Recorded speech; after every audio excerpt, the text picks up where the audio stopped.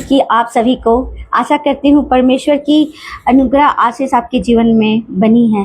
प्रभु यीशु मसीह के वचन पर चल रहे मनन कर रहे हैं। आज परमेश्वर आपसे क्या कहना चाहता है। परमेश्वर हमें बताते हैं कि तू मुझे यहाँ वहाँ मत ढूंढ, मैं तुम्हारे भीतर हूँ। मैं आपको ऐसे 3 रहस्यमय बातें बताऊंगा वो प्रार्थना का। पहला चीज़ है कि परमेश्वर बहरा नहीं है। आप पढ़ेंगे ये वचन यशायाह 59 का 1 पद पर कि परमेश्वर बहरा नहीं है कि जो आपकी प्रार्थना को सुन ना सके। ऐसे कई लोग हैं जो चिल्लाते रहते हैं, बहुत जोर जोर से चिल्ला के प्रेयर करते हैं, प्रार्थना करते हैं कि हाँ परमेश्वर मेरी सुन नहीं रहा है, और आकाश तरफ ऊपर तरफ देख के जोर जोर से बोलते हैं, प्रार्थना करते हैं। तो ये सही रूप नहीं है परमेश्वर से बातें करने का। परमेश्वर हमारे अंदर है, हमारे भीतर है, हमारी आत्मा में। परमेश्वर एक हमारी आत्मा में है, जानते हैं। और नंबर 2, जब परमेश्वर से हम बातें करते हैं तो परमेश्वर की आत्मा हमारे भीतर होती है, और जब हम उनसे कुछ कहते हैं, बताते हैं, तो परमेश्वर उन बातों को सुनता है। और ये नहीं कि लोगों की तरह बकबक करना। बराबर प्रार्थना में कई लोग होते हैं ना कि वो रिपीट करते रहते हैं, बराबर हर चीज़ को वो बार बार रिपीट करते रहते हैं, एक ही चीज़ को, और प्रार्थना में बोलते रहते हैं। परमेश्वर ऐसे नहीं कहते हैं कि तू बराबर बकबक कर, बिना वजह बकबक नहीं कर। तू कोठरी पे जा और प्रार्थना कर, अपने पिता से मांग, तो पिता तुम्हारी सुनेगा और पिता तुम्हारी प्रार्थनाओं का उत्तर देगा।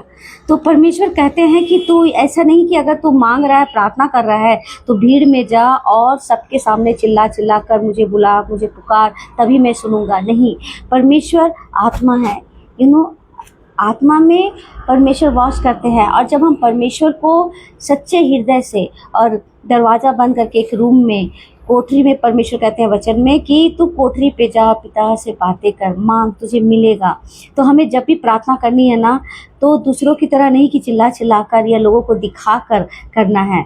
हमें अलग से एक कमरे में अकेला, जहाँ आप और परमेश्वर हो, आपके और परमेश्वर के सिवा और तीसरा कोई ना हो, तो उस बीच में आप परमेश्वर को फील करोगे, अपनी आत्मा में फील करोगे, और परमेश्वर आपसे बातें कर रहा है और आप उनसे बातें कर रहे हो, और आपको फील होगा। तो परमेश्वर की बातें आप कैसे सुनोगे? उस समय आप प्रार्थना करने के बाद बाइबल पढ़ो, बाइबल के साथ परमेश्वर आपको सवालों का जवाब देंगे, आपको उत्तर देंगे। तो इसीलिए हर कोई, जो कोई भी है प्रार्थना करता हो, तो एकदम धीरज, शांत रहकर और अकेला में प्रार्थना करना है। बकबक नहीं करनी है, चिल्लाना नहीं है, ना कि आकाश की तरफ चिल्ला के प्रार्थना करना है। ये नहीं कि परमेश्वर आकाश में है, परमेश्वर आपके हृदय में है, आपकी आत्मा में है। वो आपका हृदय आपका घर है, आपका शरीर, बोलते हैं ना हमारा शरीर एक मंदिर है। परमेश्वर हम पर वास करता है, हमें वो फील करना है। जो हम फील नहीं करते हैं भीड़ में या कुछ भी काम की वजह से हम बिजी हो जाते हैं, लेकिन ऐसा नहीं, परमेश्वर को फील करना है। फील आप तब करोगे जब आप परमेश्वर को अकेला में समय दोगे, और वो समय परमेश्वर मांगते हैं, इंतज़ार करते हैं कि कब मेरा बेटा या बेटी मेरे पास आएगा, मुझसे बातें करेगा, मुझसे कुछ कहेगा। तो परमेश्वर हमेशा 24 घंटा आपके साथ है। आपको वो एहसास महसूस करना है, आपको वो फीलिंग कि हाँ परमेश्वर मेरी आत्मा में है, मेरे हृदय में है। मैं कुछ भी कहूँगा तो परमेश्वर मेरी सुनेगा।